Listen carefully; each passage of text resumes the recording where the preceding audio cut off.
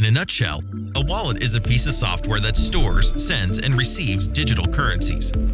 However, it is important to understand that the cryptocurrencies are not really in the wallet, but instead connected to the public and private keys that allow access to the decentralized coins on the blockchain. The public key can, for example, be compared to the account number of a normal bank account, whereas the private key is like the PIN code used to withdraw or send money with your ATM bank card.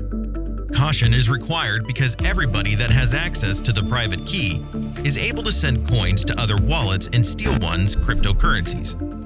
Sadly, history is full of incidents where coins were lost due to not keeping the private keys safe.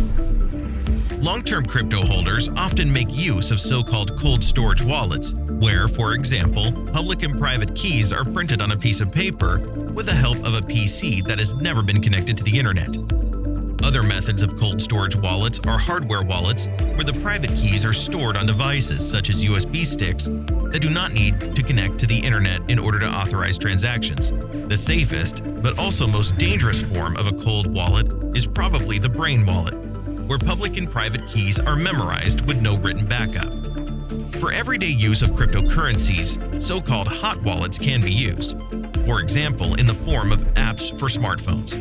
These apps are usually easy to operate, but potentially can be hacked to steal the coins stored in them. Where cold wallets are like vaults suitable to store larger amounts of digital currencies, hot wallets are like a money purse one is carrying around for daily errands.